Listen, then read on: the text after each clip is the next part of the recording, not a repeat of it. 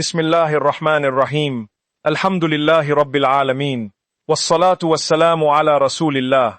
My beloved brothers and sisters, Assalamu alaikum wa rahmatullahi wa barakatuh. Let me tell you about a woman I once heard about. She had everything planned. Her life was mapped out in her mind with the precision of someone who believed that if you work hard enough, if you pray enough, if you do everything right, life will cooperate. She had a timeline, a vision, a clear picture of where she would be at 30, at 35, at 40, and then life did not cooperate. One by one, the things she had planned began to fall apart, not because of her mistakes, not because she had stopped praying, or stopped trying, or stopped believing, but simply because Allah subhanahu wa ta'ala had a different plan, and His plan did not match her timeline, and in the space between her plan and His, she suffered, genuinely, deeply, privately suffered, and in that suffering, a question began to form in her heart that she was almost too ashamed to acknowledge.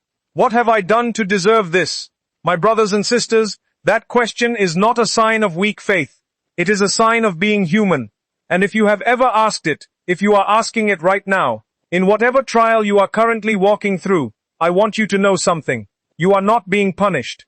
You are being prepared. And what Allah subhanahu wa ta'ala is preparing for you is so much more beautiful than the plan you had for yourself, that when you finally see it, you will not be able to believe you ever grieved the loss of your original plan.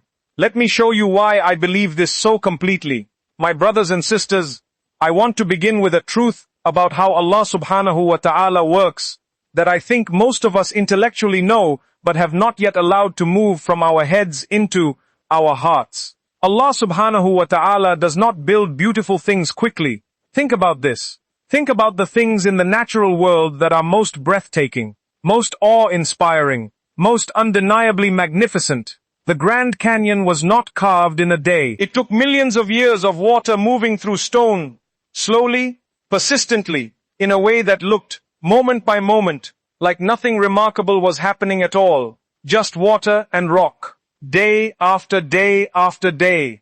And then you stand at the edge of it, and your breath leaves your body. A pearl is not made quickly either. It begins as an irritant, a grain of sand that enters an oyster and causes discomfort. And the oyster, in response to that discomfort, begins to coat the irritant, layer by layer, slowly, over time, and what began as pain, what began as an intrusion, becomes one of the most precious and beautiful objects in the natural world.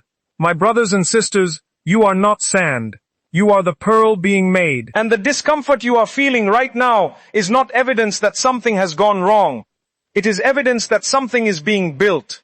Something that requires exactly this process, this pressure, this time, this specific difficulty that no other difficulty could replace. My brothers and sisters, there is a verse in the Holy Quran that I want us to sit with today. A verse that I believe, if you truly absorb it, will fundamentally shift the way you see every painful thing that is happening in your life. Allah subhanahu wa ta'ala says, and it may be that you dislike a thing which is good for you, and that you like a thing which is bad for you. Allah knows but you do not know. Allah knows but you do not know. I want to ask you something. When was the last time something you desperately wanted, something you prayed for, something you were convinced was right for you, did not come through, and then later, perhaps much later, you saw why it was better that it did not come? Most of us have experienced this. The job you did not get that led you to a better one. The relationship that ended and freed you for something more beautiful. The door that closed and redirected you down a path you would never have chosen, but that turned out to be exactly right. In those moments, looking back, you understood. You could see what you could not see when you were in the middle of it. You had the perspective that the pain denied you while you were living it. My brothers and sisters, you are in the middle of something right now, and you do not have the perspective yet. You cannot see the full picture from where you are standing. You are looking at the back of the tapestry, where all the threads are tangled and nothing makes sense. When Allah subhanahu wa ta'ala is looking at the front, where every thread is exactly where it needs to be, contributing to a picture of breathtaking beauty. Trust the weaver, even when you cannot see what he is making, because he sees it, and it is beautiful. My brothers and sisters, let me talk about something that I have seen happen in real human lives when people go through extended periods of difficulty. Something unexpected happens in them. They develop a softness they did not have before. A depth of compassion for others who are suffering that only comes from having suffered yourself. An ability to sit with someone in pain without trying to fix it or minimize it or explain it away, simply because they have been in that place and they know what presence means and what empty words do not. They develop a relationship with Allah subhanahu wa ta'ala that ease simply does not produce.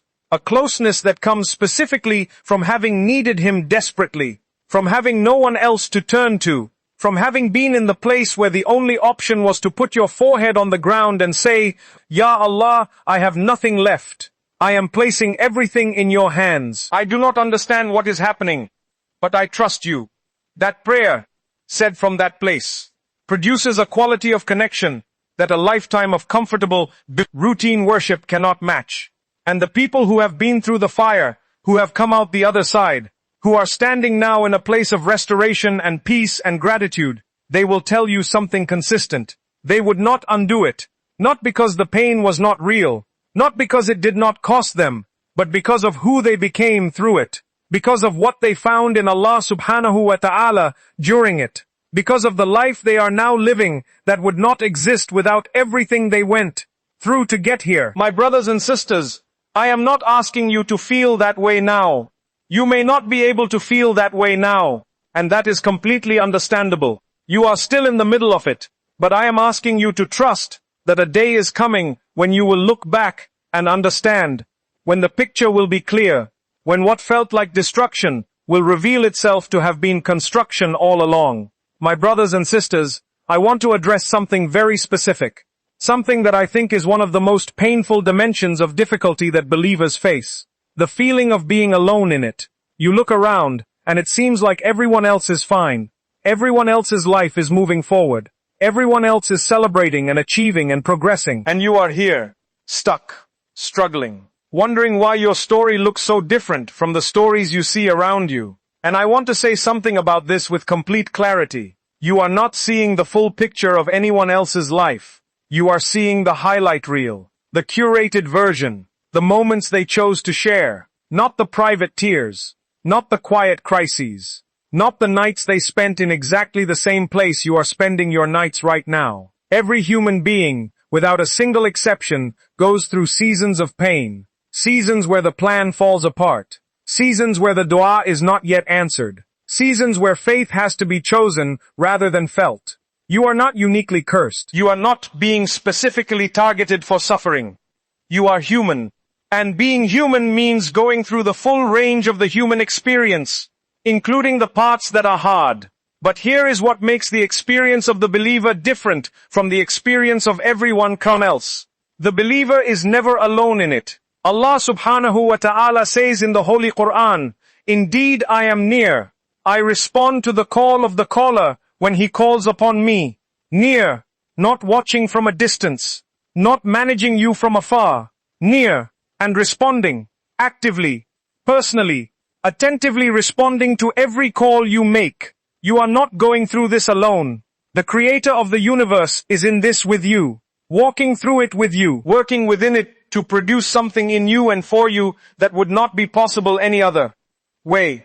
That is not a small thing. That is everything. My brothers and sisters, I want to talk now about the concept of what the scholars call hidden mercy. Sometimes the mercy of Allah subhanahu wa ta'ala in a difficult situation is obvious. The illness heals, the provision comes, the relationship is restored, the answer arrives, and you can point to it and say, there is His mercy. But sometimes the mercy is hidden. It is working beneath the surface in ways that you cannot see and may not understand until much later. Or perhaps not in this life at all. The illness that kept you home the day something terrible happened to people who left the house. You will never know about it. It was just a hidden mercy. The job application that was rejected, saving you from a toxic environment you would not have seen coming. You moved on, and never knew what you were protected from. The relationship that ended in pain, preventing a future that would have caused far greater pain. You cried at the ending.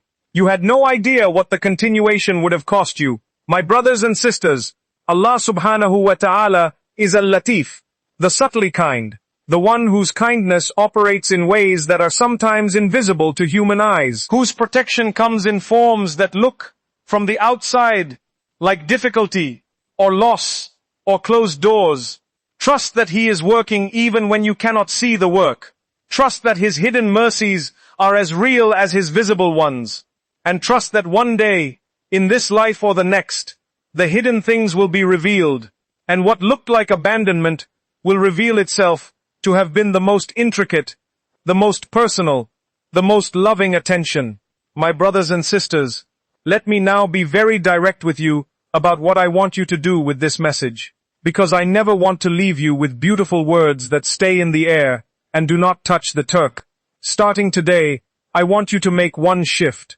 Just one. Every time the pain rises and the thought comes, this is punishment, I want you to replace it, deliberately and out loud if you need to, with these words: this is preparation.